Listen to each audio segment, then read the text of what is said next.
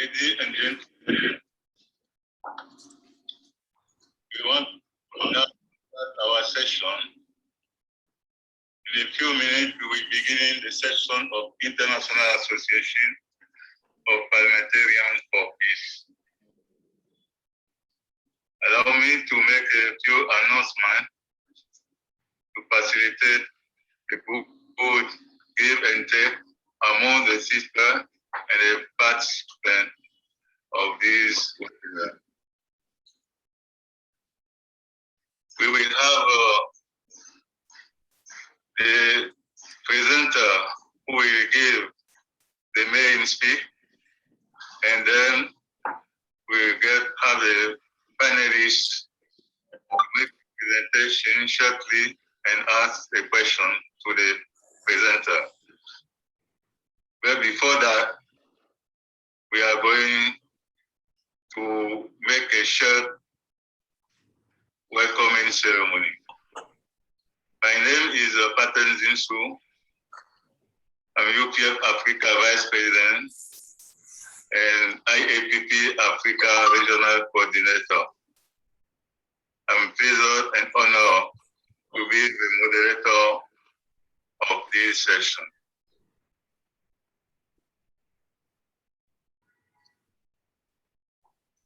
At the beginning, I'd like to invite Dr. Jenkins,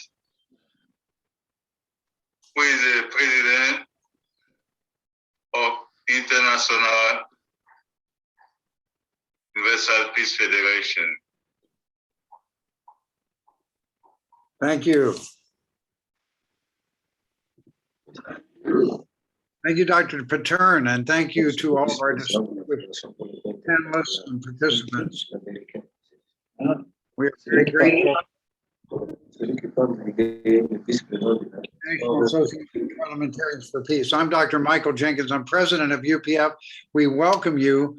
As you all know, this was founded by Father and Mother Moon under the Universal Peace Federation. And parliamentarians is one of the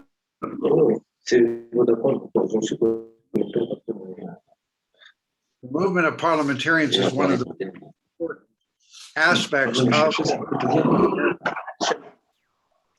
soon we're going to the World Summit 2022, and you are planning to come. Please come to Korea.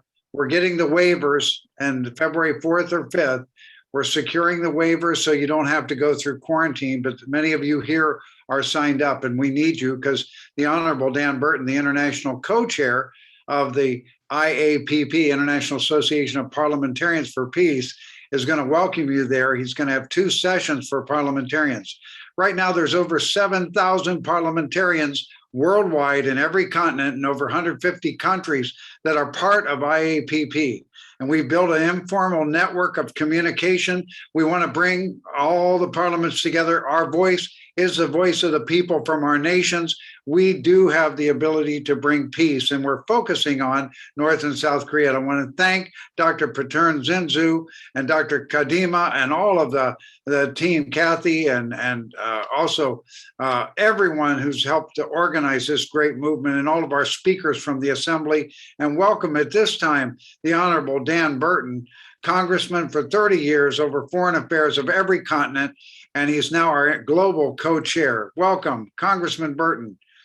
Hey, Dr. Jenkins, it's nice to see that in the middle of the night in Korea that you're up and bushy-tailed. You look good. As I said to you before, and I'll tell the other panelists, this is a great day for me. It's my wife's birthday, and she told me not to mention the number of years, but I'll tell you it's very, very young. She's very, very young. First of all, let me just say, it's nice to be with so many talented leaders from all over the world. We really appreciate all the hard work you're doing. And on behalf of the International Association of Parliamentarians for Peace, I want to thank all of you for the hard work you're putting in. As Michael said, Dr. Jenkins said, we have about 7,000 members of the IAPP now, and we certainly appreciate that. With the pandemic being the way it is and going on, the voices of everyone that's involved is so important. Obviously, today we're concerned about the problems with North and South Korea and solving that problem so we don't have another conflict over there. But we're also concerned about the health of the world and the health of all of our panelists today and the people in their countries. So we really appreciate your hard work. IAPP, along with Dr. Jenkins, I want to welcome all of you, tell you we look forward to this panel. And I'd be remiss if I didn't say one thing that's very important. No one has worked harder than Dr. Hakshahan Moon, Mother Moon, to put all these plans together and to get the IAPP together and to get all these organizations together to help foment peace in the world. So I'd like to thank her once again, as well as all the panelists. I look forward to listening to you, and I look forward to, after the moderators are done, I look forward to talking to you and asking a few questions. So welcome all of you. Thank you. Thank you very much. Thank you very much, Honorable Dan Morton, for your wonderful opening remark. Now we are going to ask the first presenter. The first presenter is the late Honorable Alban Sumana Kingsford Bagbin. He was elected Speaker of 8th Parliament of 4th Republic, and he became the Speaker of the Parliament from a party that did not control the majority of seats in the Parliament. Having been called to the bar as barrister and solicitor of the Supreme Court of Ghana, he engaged his private law practice as a partner of reputable law firm in Accra. In 1993, entering Parliament in the ticket of the National Democratic Congress. Within this period, spanning some 28 years, Right Honorable Bagbin served on various parliamentary committees and chaired several of them. He also rose through the rank to become the minority leaders, majority leaders, Minister of Water Resource, Work and Houses, Minister of Health, Majority Leader, and Second Deputy Speaker. So it's my pleasure to welcome the late Right Honorable Bagbin for his intervention. Thank you very much.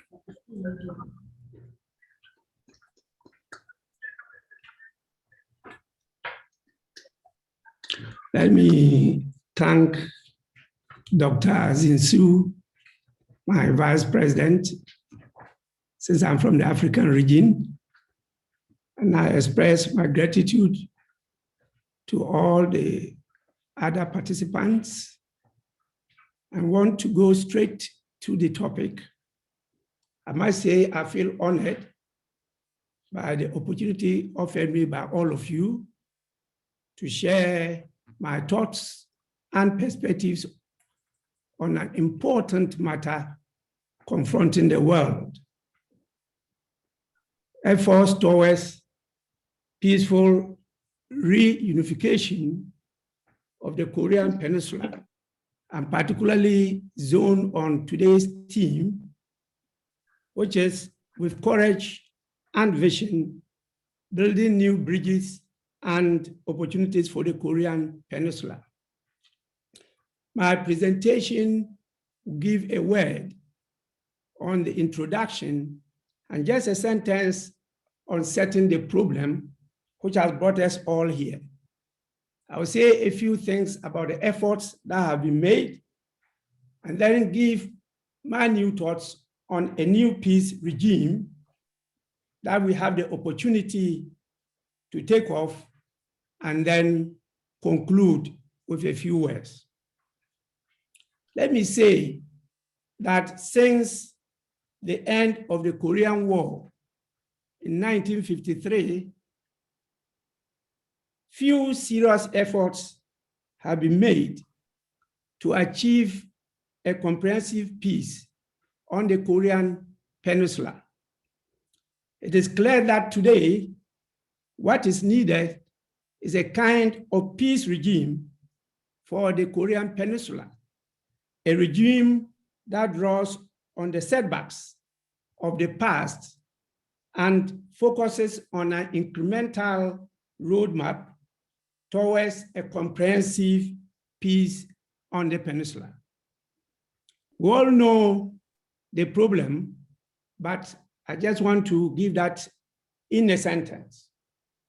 The origins of the division of the Korean Peninsula are major factors which have sustained South-North Korean confrontation are premised on the Cold War realist nuclear deterrence system.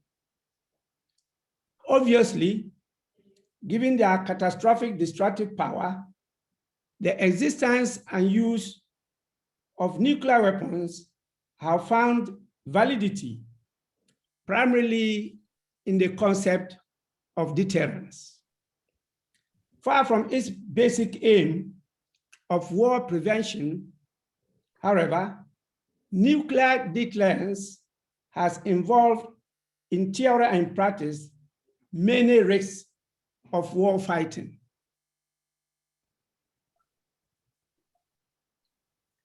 What efforts have been made so far? The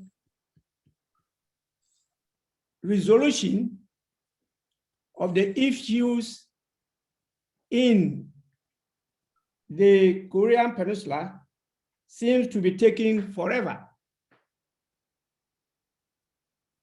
There have been several diplomatic efforts to resolve the issue of security on the Korean Peninsula. The six-party talks, for example, were a series of multilateral negotiations held intermittently since 2003 and attended by Japan, China, North Korea, Russia, Korea, and the United States for the purpose of dismantling North Korea's nuclear program. It got botched in 2009. The growing distrust between the two countries, and in particular, increased US use of coercive policy to resolve its security dilemmas, have faced North Korea with considerable doubt in the abandonment of its nuclear and strategic missile capabilities. Meanwhile, new developments in regional and international order cannot turn such an option into a rational choice for North Korea in the absence of strong security guarantees. The tendency of the leaders to harden their stance is also a source of worry to both North and South Korea and to the entire region, if not the whole world. However, it has become clear that despite the warning of the general security climate enabled by the diplomatic engagement between Washington and Pyongyang, the transition from political declarations to practical steps in the interest of a comprehensive peace settlement turned out to be difficult due to the continuing deep contradictions between the participants in this process. Hence, there's a need for a new peace regime. Today, with the collapse of negotiations threatening to further strain US-North Korea relations and increased tensions on the Korean Peninsula, a more earnest and sober discussion about how to build mutual confidence, enhance stability, and strengthen peace is all the more important. It is the very basis why this gathering is extremely important. It is also the basis why I am calling for a more comprehensive peace regime. I am optimistic that the fight for peace in the Korean Peninsula can be won. We need all hands on deck. Let me repeat that what we must eschew is the tendency for the leaders in the process to harden their stance. In negotiations of this nature, that can be counterproductive. Both South and North Korea must go in good faith, with open hearts, minds, and hands. I entreat both countries to take a deep introspection for the sake of their respective citizens and families in the peninsula, and push for a peace accord that serves the mutual interests of their people. In order to contribute to the removal or significant reduction of the danger of nuclear war in the Korean Peninsula and of South-North Korean military tensions and conflicts, and in order also to ensure regional security, chance must give him more to inter-Korean dialogue with regional assistance and less interference from outside global players who invariably would want to solve the crisis on the peninsula through the lenses of their own geopolitical calculus. Every country, every sub-region, and every continent is faced with its own unique problems. Thus, global focus appears to be temporarily giving way to national focus when it comes to the resolution of the issues that confront us globally. International interest in the Korean Peninsula must soon recede if we do not take advantage of the current desire and commitments now. This is an era of dialogue and consensus building, and all antagonistic maneuvers must cease.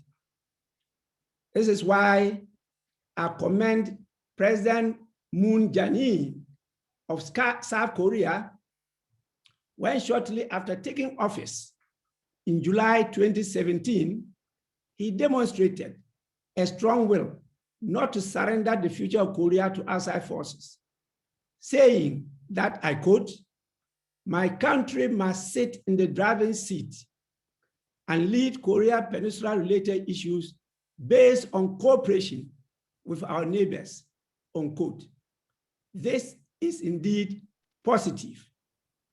But better still, in my humble opinion, the people in the Korean Peninsula must sit in the driving seat to dialogue and compromise to build consensus on the way forward to bring lasting and sustainable peace to the Korean Peninsula. This will give the political leaders a mandate. The political elite alone cannot do it. They can only lead to implement the mandate of their citizens. As we have seen during global crisis, COVID-19 pandemic, business as usual is not an option for decision makers in finding solutions to the multiple challenges and crises around us. This is the reason why I will continue to applaud the Universal Peace Federation for their philosophy and concept of striving towards global peace. With this, I will say in conclusion that I am optimistic that the fight for peace in the Korean Peninsula can be won. I am persuaded that the United States of America and Russia, who have a hand in where we are today on this issue, must have a role to play in resolving it. There is an urgent need for a serious re-examination of the happenings in the Korean Peninsula. South and North Korea are one and the same people. They should not allow themselves to be divided by others. The statement that in unity lies strength still holds true. Korea must not lose out on the unique opportunity to work as one people with a common destiny towards peace and security.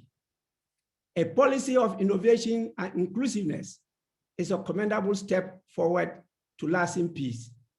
And to achieve lasting peace, you need courage and vision to build new bridges and opportunities for the Korean Peninsula. I know Koreans have courage and vision, and I trust they will apply the courage and vision constructively to bring lasting peace and not destructively to further escalate the conflict and intermittent wars in the peninsula. Conveners, think tanks, fellow participants, Africa, and for that matter, Ghana, will always be willing to be part of any agenda that is driven towards world peace.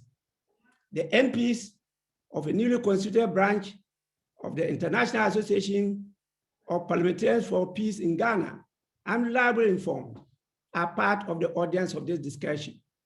I acknowledge their presence and thank them for the support and inspiration. I now end my presentation here, but remain attentively glued to the deliberations. May there be peace, lasting peace in the Korean Peninsula and in the whole world. I thank you all for your attention. Thank you very much. We thank Right Honorable Alban for his deep and profound presentation. So we are going now to welcome the second presenter. The second presenter is Honorable Raymond Blanco Alvarez, who is a member of Parliament of Colombia.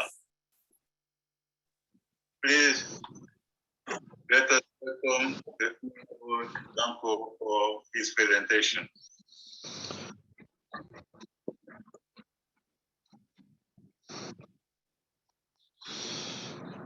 Bueno, muy buenos días en Colombia para todos ustedes. Yo estoy en la ciudad de Medellín. Acá no es el mediodía todavía y sé que para muchos de ustedes es una hora de la noche o de la madrugada. Mil gracias. Las comunicaciones nos unen muy a pesar de los tiempos, de las horas. Qué bueno poder participar con ustedes de este foro. Yo soy congresista de Colombia y acabo de ser presidente de una de las secciones del Congreso de la República más importantes. Qué bueno participar también de un foro sobre la reunificación de las Coreas, en el entendido que yo pertenezco a la Comisión de Relaciones Exteriores de Política Internacional del Congreso de la República de Colombia.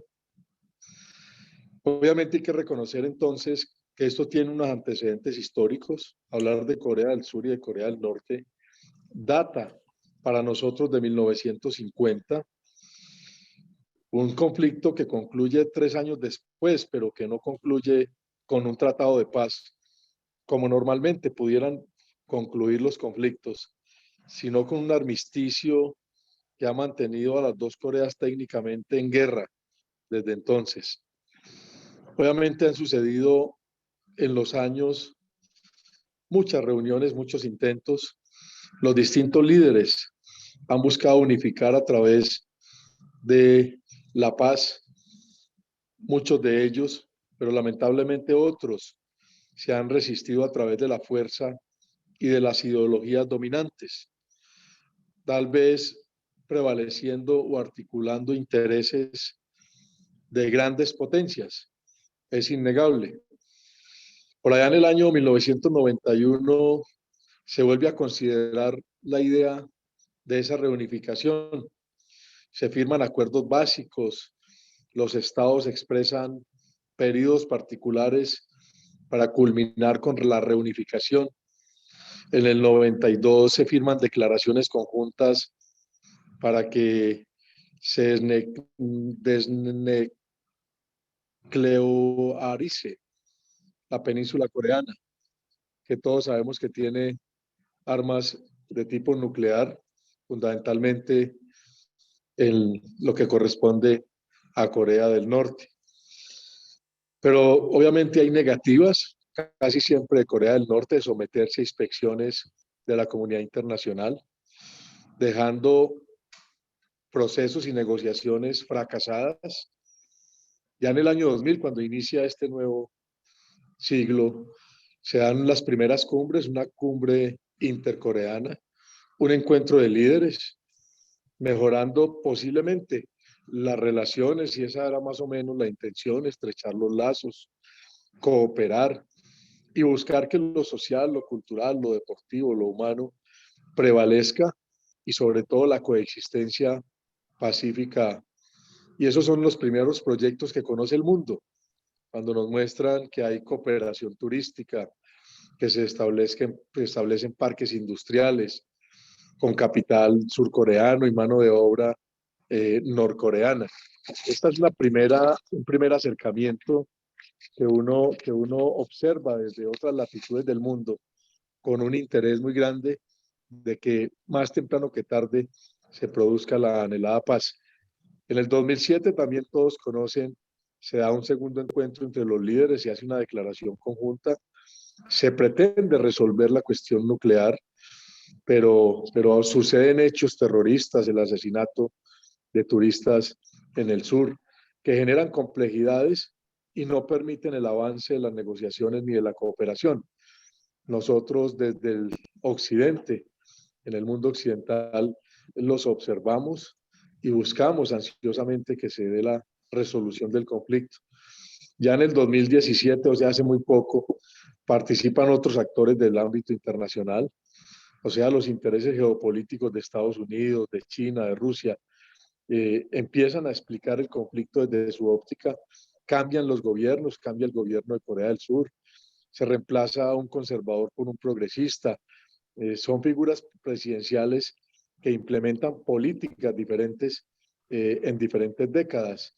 Esto obviamente es dinámica de los gobiernos y de las políticas, pero no ayuda, porque le genera distorsión y campañas electorales con sanciones económicas por parte de la Organización de Naciones Unidas en Corea del Norte. No obstante, pues los gobiernos no deben mantenerse a la perpetuidad, deben haber cambios. Lo que pasa es que los cambios producen en veces este tipo de situaciones. Ya en el 2018, que es lo que de pronto más conocemos de manera reciente, el encuentro entre los dos líderes, por primera vez en territorio de Corea del Sur, la firma de un acuerdo para establecer una paz permanente y acabar con las armas nucleares en la península, en toda la península, en la unificación de la misma. Pues hasta ahí yo creo que hay un histórico que nos entrega unos argumentos muy grandes para que nosotros, los que pertenecemos a otras latitudes, los que hacemos política, los que legislamos, pero que también observamos con preocupación el contexto internacional, porque hacemos parte de un mismo mundo, de unas mismas economías que tienen que buscar fortalecerse, y ante todo como seres humanos en la búsqueda de la paz. Yo quisiera entonces en este momento resaltar que 70 años después, porque han pasado 70 años, pareciera ser que hay luces de esperanza, y quisiera pensar de esa forma y no estar equivocado. Por el inicio de unas conversaciones, de unos primeros pasos, pero difíciles. Yo soy colombiano y obviamente entiendo que habiéndose firmado un acuerdo de paz en Colombia, pues antes de ese primer paso no había nada. No habían sino enfrentamientos, intenciones, pero cuando se empieza, pues cuando se inician las conversaciones ya estamos casi que en la mitad del camino, que es como lo que uno piensa en la intención de las Coreas, el inicio de una serie de conversaciones, los esfuerzos que se han hecho en los años anteriores, es porque van incrementando ese camino que tiene que terminar bien. Colombia no es ajena al conflicto de las Coreas. Nosotros participamos como Estado en la guerra. Creo que lo conocen los que están participando de la exposición. Más de 5.000 soldados colombianos estuvieron presentes y tuvimos más de 210 bajas o desapariciones en la guerra de compatriotas nuestros. De hecho, allá en Corea del Sur, y he tenido la oportunidad de ir, existe un monumento y una conmemoración muy grande al papel de los colombianos en la guerra, y nosotros somos países hermanos y nos duele obviamente de la contingencia. Pues yo pertenezco a la rama legislativa, como muchos de los que han intervenido y otros que están presentes. Y ahí es donde uno ve con muy buenos ojos la Asociación Internacional de Parlamentarios para la Paz. Esa es una plataforma que con las experiencias nuestras en los países nuestros genera insumos para la conversación, para el diálogo, para la discusión, para estos paneles, para estos foros, fundamentalmente para el intercambio del rol nuestro como legisladores, porque nosotros jugamos un papel crucial, muy importante, en la construcción de la paz en los territorios.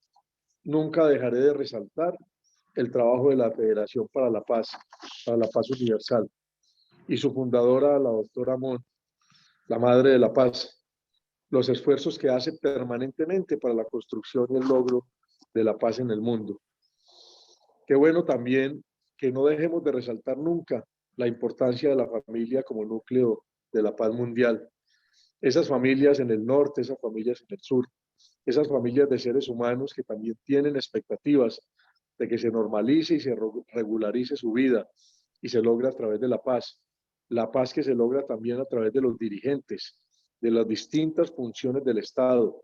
Hoy nosotros los legisladores, mañana ya los gobernantes. Uno lo que busca es que exista un éxito mayor en esas sesiones y en esas agendas, porque hay unos puntos muy importantes que están en juego. Primero, qué bueno que se pueda construir una identidad compartida. O sea, esos acercamientos socioculturales y la concientización al interior de la península son el primer paso para la paz. Si hay identidad compartida, se va a luchar por un mismo objetivo y se va a lograr que las dos Coreas, más allá de los dos nombres y denominaciones, tengan unos mismos habitantes en la península. El idioma, la lengua hangul, es otro elemento de identidad. O sea, crea sentimientos de identificación lingüística, y eso nosotros debemos propender como gobernantes y como legisladores porque se mantenga en la península. Es un instrumento que facilita mucho la interacción social de los gobiernos coreanos. Yo los invito a que no perdamos de vista que eso lo podamos hacer. Obviamente hay muchos otros elementos que están en juego, que tienen que ver con la misma identidad de las familias, con la identidad de los gobernantes como tal, que están llamados a buscar los distintos escenarios permanentes en la búsqueda de la paz. Yo quiero terminar porque me han dado exclusivamente 7 minutos, manifestando que cuando uno pertenece a organismos de gobierno, pues lo que tiene que buscar necesariamente es generar herramientas y vínculos entre la sociedad civil y los gobiernos mismos para la búsqueda incansable de la paz, desde cualquier escenario donde nosotros estemos. La reconstrucción de las identidades, los factores socioculturales están por encima de los intereses de los estados individualmente considerados. Las Coreas tienen que ser más temprano que tarde un mismo estado. Tienen que buscar la unanimidad, la normalización, la regularización de un conflicto que ha existido, que no podemos ignorar, pero que tenemos que ayudar a resolver. Hay experiencias en otras partes del mundo, nosotros la tenemos. Colombia viene de vivir un proceso muy, muy complicado que ha terminado en la firma de unos acuerdos de paz, que no es la paz definitiva porque se siguen los conflictos, pero que sí ha permitido que no se derrame más sangre, que se generen mayores identidades, que el Estado pueda actuar con más soluciones sobre la población. Quería hacer ese aporte desde mi óptica, orar desde donde estoy para que las autoridades de las Coreas mantengan los canales de comunicación, que el mundo entero está esperando que las Coreas se reunifiquen y que los coreanos del sur y del norte sean simplemente coreanos. Muchas gracias para todos.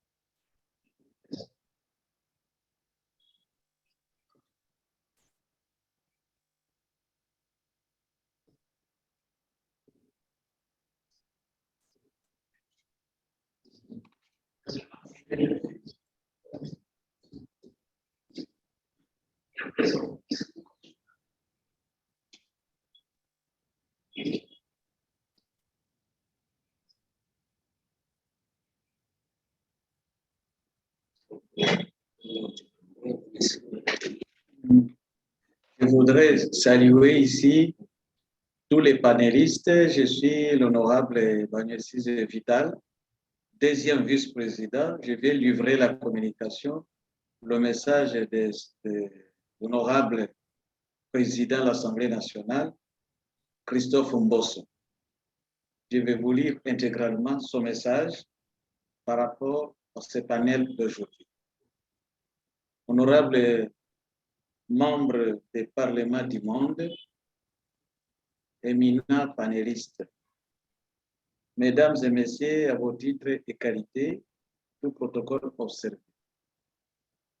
Vous tous qui nous suivez par ce canal grâce aux avancées technologiques, nous vous exprimons nos sincères remerciements.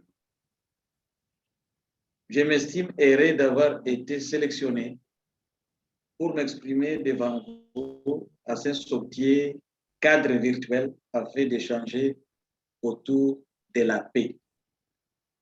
Je voudrais avant tout rendre un vibrant hommage à l'abnégation en vertu de laquelle Dr. Hak Jahan Moon poursuit l'œuvre de la paix laissée par son défunt mari, j'ai cité le révérend Dr. San Myung Moon. La thématique de ce webinaire, avec courage et vision, construire de nouveaux ponts et opportunités pour la péninsule coréenne, que je trouve très intéressante à propos, converge avec la vision du chef de l'État de la République démocratique du Congo, son Excellence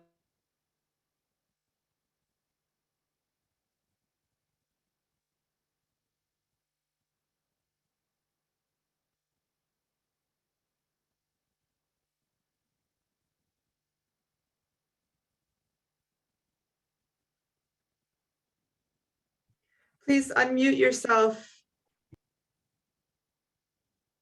et ses conséquences néfastes de pertes en vies humaines et de dégâts matériels, nous a montré ce qu'il en coûte de vivre dans un monde en rupture avec la paix. Il y a en passant des prix à payer par des nations comme l'Allemagne, le Vietnam, etc. La Corée, par son 38e parallèle, tente de raviver dans la mémoire de l'humanité une sombre période. Pourtant, le monde voudrait l'oublier.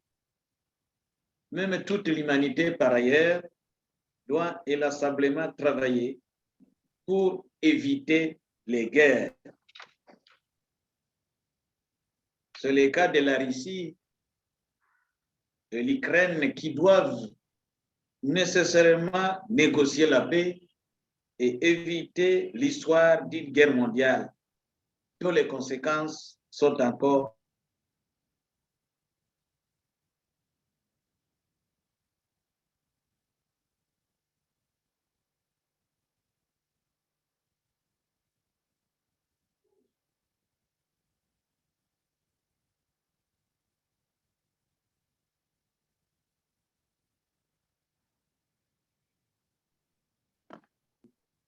Je comprends ce titre l'intérêt de la Fédération pour la paix universelle à faire un focus sur le conflit coréen. Sans analyser à fond la situation, on tenterait de croire que c'est pour la simple raison que les cofondateurs de la Fédération universelle pour la paix sont d'origine coréenne. Mais en analysant minutieusement la question, nous arrivons à comprendre qu'au regard des alliés, derrière l'une ou l'autre faction de la Corée, le conflit entre la Corée du Sud et la Corée du Nord prend une dimension internationale. Mesdames et messieurs, éminents panélistes, une conclusion s'impose. Il faut instaurer la paix dans la péninsule coréenne, et cela voudrait dire que les superpuissances derrière la Corée du Sud et derrière la Corée du Nord doivent se mettre d'accord sur un certain nombre de points, et cela, pour le dire, ainsi sera un pas décisif dans notre quête pour la paix mondiale. La configuration de la péninsule coréenne à ce jour les place non seulement comme une ligne de démarcation entre la Corée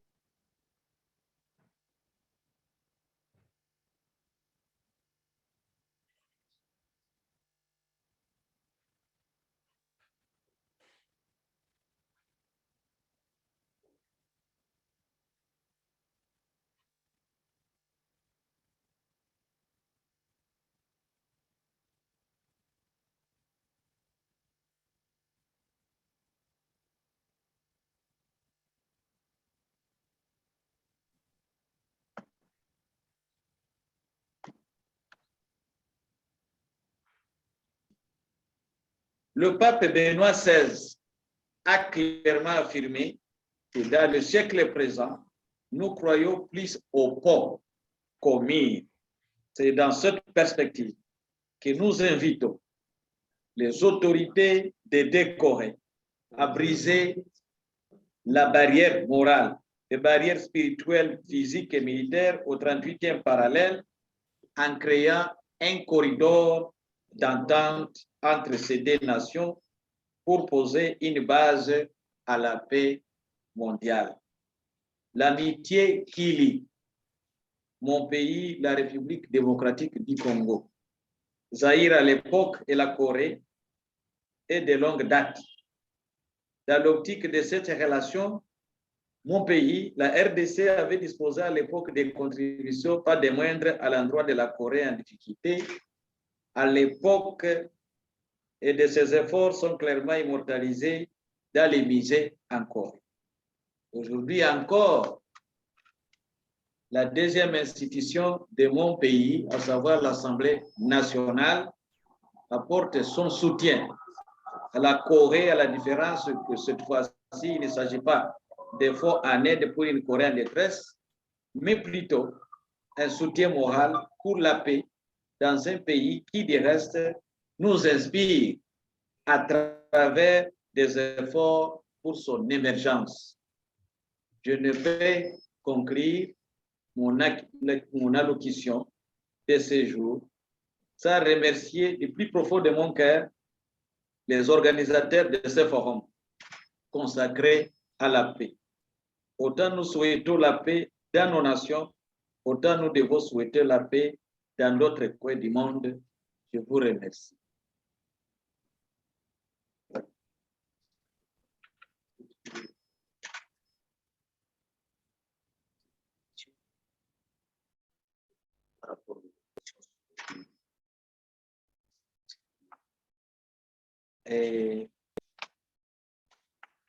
J'ai une préoccupation, sachant que les deux Corées étaient une nation, les deux Corées ont une même histoire. Pourquoi peuvent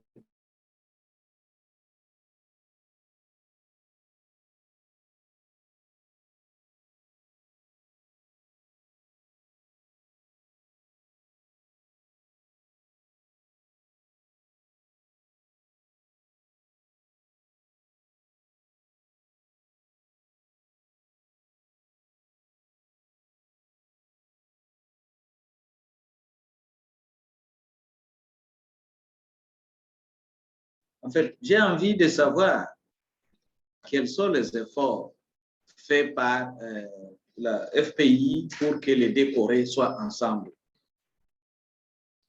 Et qu'est-ce que la Corée a besoin de quoi? Les deux Corées ont besoin de quoi de faire l'humanité pour que vraiment ils peuvent vivre ensemble parce qu'ils ont la même histoire.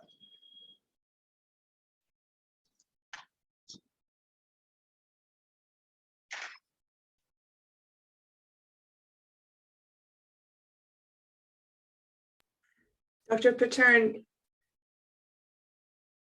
Dr. Pattern, you are in an English booth. We have some technical difficulty, so he can't hear you.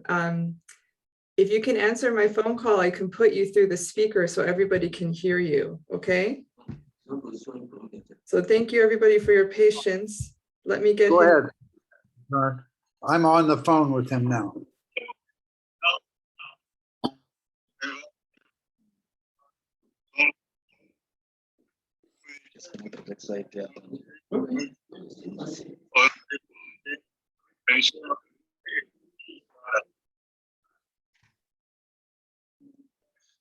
Dr. Jenkins, it's not clear at all.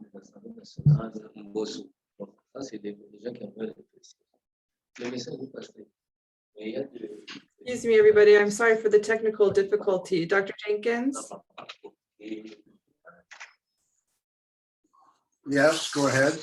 It's not clear through your phone. We can't hear him at all. Can you hear him now? No, just little pieces. So I wonder if it's an internet connection.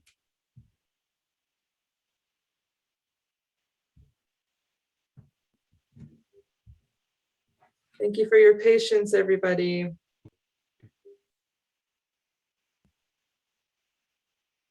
I think we're ready. Speaker. He's introduced the next speaker. We could hear it here, not just through the phone, but on the computer. Okay, I think His Excellency Songa is not here right now.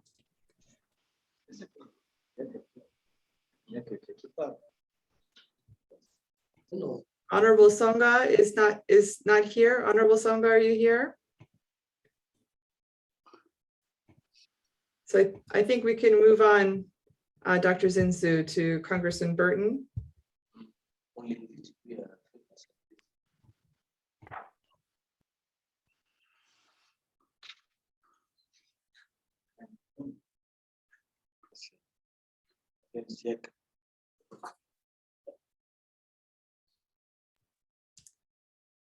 Welcome, Congressman Burton. Please share your thoughts with us.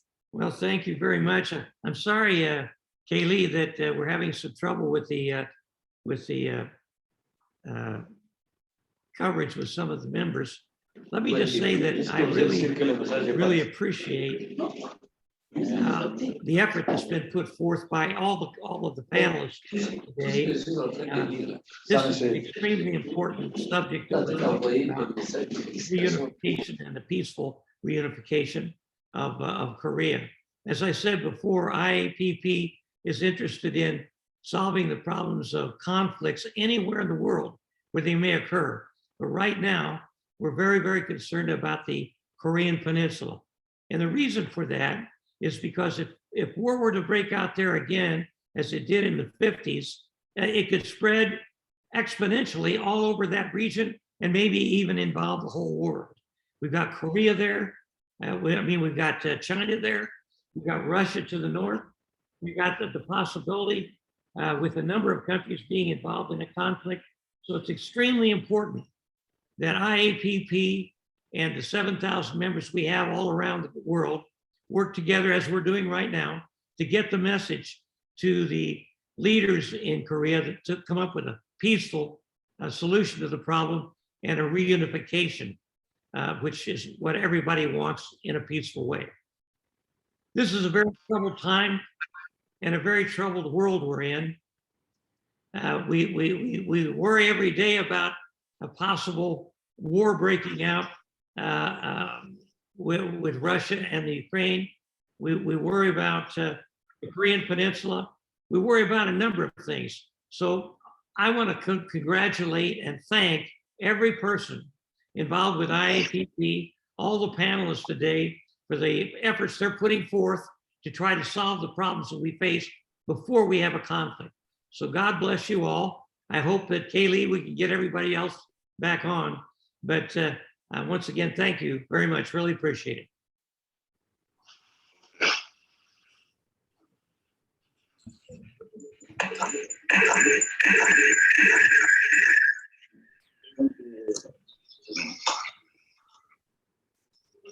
So now going to call Honorable Songa.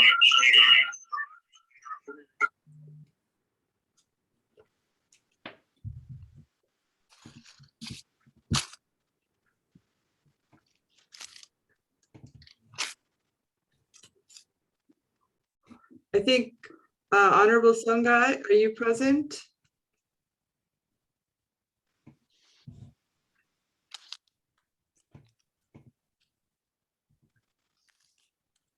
Dr. Zinzu, I don't think he's present, so we can go to Mr. Manego.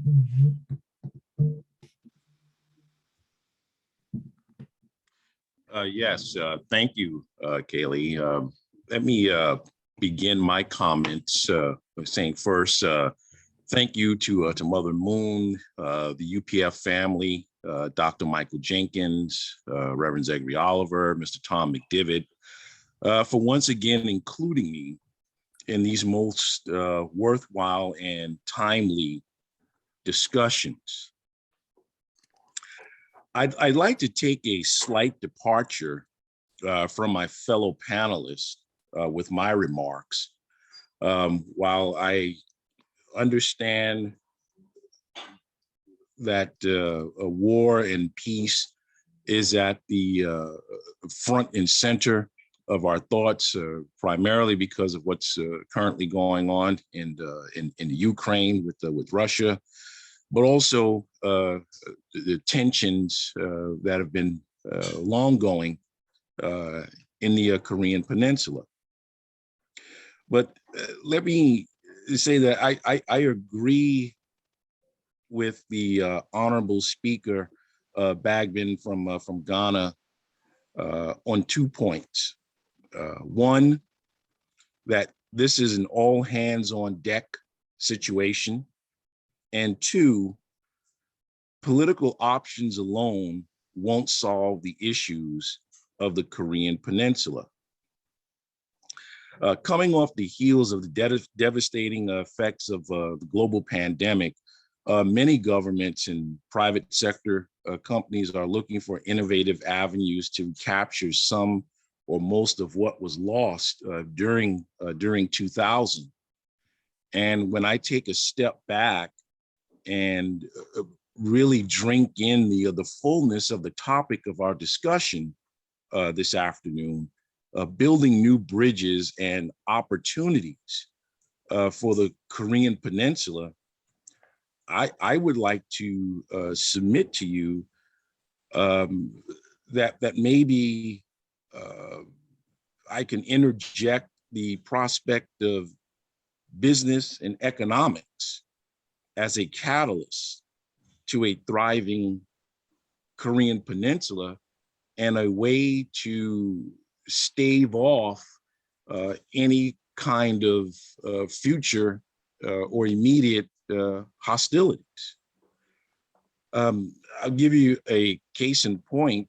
When we talk about developing and building new bridges and opportunities for the Korean Peninsula, I as someone that lives and works primarily in the United States, I'd say, well, what can we do here in the United States to aid and abet that whole process? And I do think that the business and economics is a viable path to help with this. Particularly when I look at the African-American community here in the United States, the Hispanic community here in the United States, and the Asian American community here in the United States. And I'll quickly tell you exactly what I mean by that. Using economics as a way to help build these new bridges and a new way forward in the Korean Peninsula. If you take a look at the African-American community alone here in the United States, the African-American community has a GDP of $1.2 trillion. When you take a look at the Hispanic community just alone here in the United States, they have a GDP of just under $1 trillion.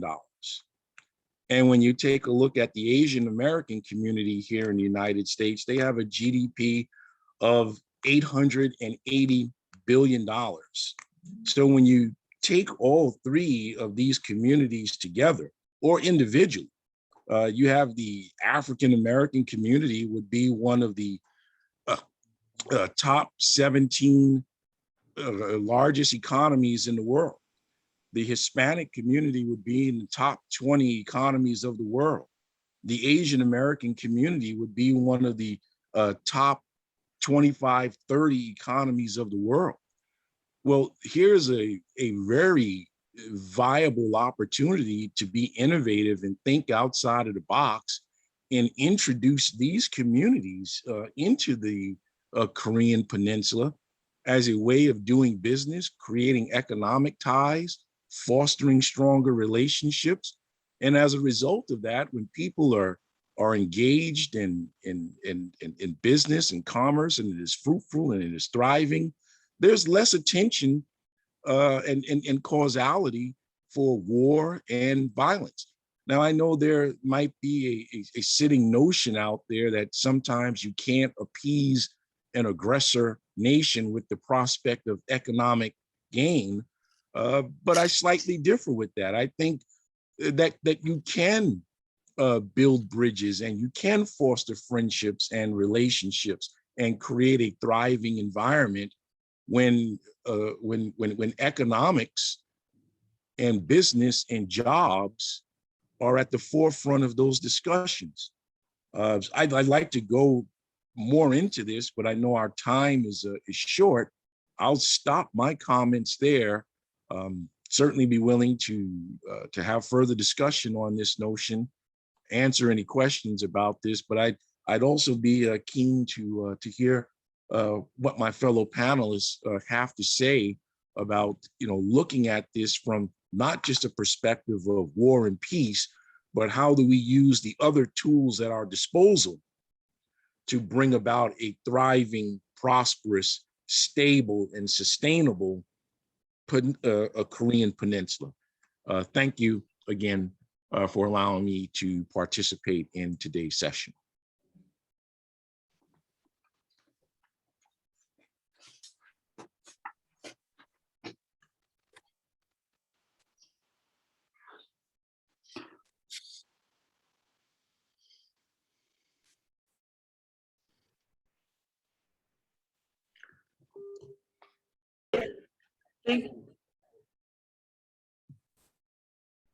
Yes, thank you. So thank you, Mr. Manego. Again, I'm sorry for the difficulty of technology here. Thank you for your remarks. And now we have Honorable Sangha, who is here. Honorable Sangha, sorry for the difficulty, but we're very happy to have you here.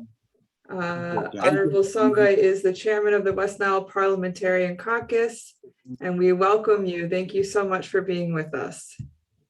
Thank you. I'm very grateful that I'm here now. My apology for the technology, but I wanted to start by introducing myself. My name is B. Kaloren Songa, Member of Parliament, and also the chair of the Climate Change Committee in Parliament in Uganda. I'm also the chairperson of the International Association of Parliamentarians for Peace in Uganda. But I belong to many other associations. But the most important thing right now is for me to say that the peace and unification of Korea must start by the Koreans themselves. Other people outside Korea will supplement that process of unification and achieving peace. That's my first point. The second point is that the two parts of Korea should be able, together with the outsiders like us, should be able to find out the root causes which made Korea to be in two parts. But also we should be able to find out the emerging problem that is still preventing the two parts of Korea to be united. They could be forces within, but they could also be forces outside Korea. Then we need also to investigate the interests in Korea. the interests of the Koreans in Korea, the interests of the Koreans outside Korea, the interests of people who are interested in Korea, but they have also interest in other parts of the world. So from other parts of the world, they move the battlefield to Korea. These are things we need to analyze so that we can be able to find out what the problem is and how we can solve it. Things like the question of natural resources is very important. Maybe there are people who are interested in natural resources elsewhere, but they don't want to see any relationship with Korea. Coming to relationship between Uganda and Korea, Uganda had been dealing with both parts of Korea for a very long time. In the 80s, we saw people from the northern part, the North Korea, were here in Uganda. And also we have people from South Korea. So for us, it puts us in a very complicated situation. Much as we want to deal with Korea as one, at the moment, they are not one. So for us, we would be interested to see that Korea is united, because the issue of disunity in Korea will have effect on the economies and powers around the world because they are interests. There are so many projects being done in Uganda here by South Korea, and there is no way we can say now which part should we go. So we want to pray that this issue of unification is taken as a very important thing. We want to pray that United States, we want to pray that Russia and all other interesting groups should be able to help to see that this problem is solved, because they have implications for unity, for economies around the world. That is a very important thing. It has taken too long for the two Koreans to unite. The world is like a human body. If one part of the body is affected, the whole body suffers. Therefore, if the part of the world of Korea is disunited, it has impact, it has implication for other countries, especially in Africa, dealing with Korea, dealing with Russia, dealing with the United States, and all these countries. So for me, my prayer is for all the stakeholders, the interested parties to come together through a dialogue so that we can reach a win-win question. I think that is very important. And we cannot do that when we are dealing with powers. We need to have courage. We need to have vision of the Korea we want to see in 10 to 20 years. And we need to have dialogue so that we can build bridges, so that we can open up opportunities and address challenges, not only in the Korean Peninsula, but also in the whole world where Korea has interest. That's what I can say. I'll bring him on. Bring him on. Okay, Dr. Zinzu is here, and also the Speaker of the Parliament of Sao Tome is coming in. We don't want to miss his moment. So let's see if he comes. Dr. Zinzu, go ahead. Okay. Thank you very much. Thank you for your presentation, Honorable Songa. Thank you. As you can see, the problem of Korean Peninsula becomes a worldwide problem. And we can know how much the parliamentarians want to be involved to support the two mothers' vision and to try to help so the unification of Korea can become a reality. We are now going to close our session. The President of the National Assembly of Sao Tome received a call urgently, and he promised to come back, but he could not come before the end of the session.